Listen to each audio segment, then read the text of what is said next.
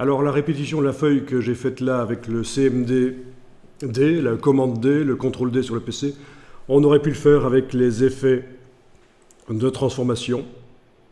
Ça nous aurait permis de modifier l'espacement entre les feuilles de manière dynamique avec des curseurs. On aurait pu aussi utiliser ce qu'on appelle le dégradé de forme, qui est un très, très vieux truc dans Illustrator, qu'on utilisera plus tard parce qu'on va créer des formes, des lignes parallèles sur lesquelles on va aller coller par la suite des brushes. Ce sera par la suite, vous allez voir, c'est vraiment un très vieux truc dans Illustrator, parce que les dégradés tels qu'on les connaît dans Illustrator n'ont pas toujours existé, parce que c'est assez complexe au niveau informatique, et les premiers ordinateurs qui utilisaient Illustrator étaient assez faibles en 87, et donc ils ont utilisé un système bizarre pour faire des dégradés. C'est des formes qui se multiplient en changeant légèrement de couleur au fur et à mesure qu'elles se multiplient. C'est ce qu'on appelle le dégradé de forme, mais c'est intéressant.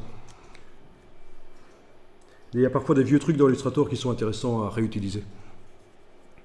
Ok, alors ici on va enregistrer, c'est toujours sûr, c'est toujours plus sûr. Voilà.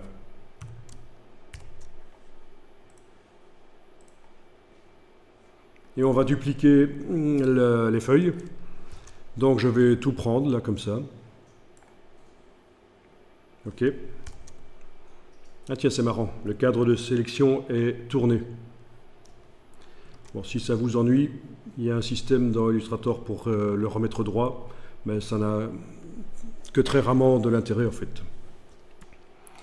Bon, j'ai oublié où c'est, il faudrait que j'aille voir sur le web où ça se trouve. Ça s'appelle réinitialiser le cadre de sélection. Donc les trucs qu'on n'utilise pas souvent, il ne faut pas hésiter à utiliser le web pour aller voir où ça se trouve en fait. Hein. Ah ben c'est là, voilà, objet transformation, réinitialiser le cadre de sélection, mais de toute façon ça n'a pas d'intérêt ici, c'est pas grave. Bon, faites-le quand même puisque je l'ai fait. Objet, transformation, réinitialiser le cadre de sélection, voilà, parce qu'on avait tourné la feuille, puis on a dupliqué, vous avez vu, ça garde en mémoire que la feuille était, voilà, était verticale au départ. Ok, alors je vais dupliquer ça avec la touche Alt et la touche majuscule, je déplace vers le bas, je lâche le bouton de la souris, puis la touche Alt et majuscule.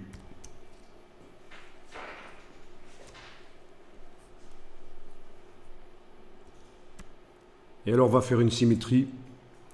Donc pour faire une symétrie, on va éventuellement... là aussi on pourrait aller dans le menu effet, c'est plus moderne parce que ça reste modifiable par la suite, mais on va faire l'ancienne manière. Donc objet, transformation, miroir. Voilà, et on va faire un miroir sur l'axe horizontal. Je coche la case aperçue pour voir ce que ça va donner. C'est exactement ce que je veux, ça a l'air parfait.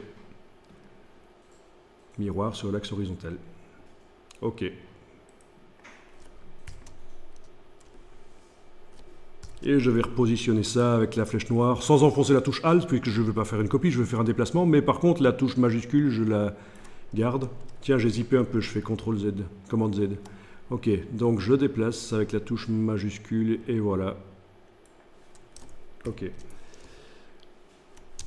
Bon, maintenant, on peut alterner aussi. Hein. On peut les déplacer comme ça. Moi, c'est pas génial. Je fais juste des tests. Enregistrer le fichier. Vous allez voir que parfois, en enregistrant chaque fois sous un nom différent, vous allez parfois aller récupérer des choses telles qu'elles existaient à un certain moment, et vous allez voir que ça peut être intéressant.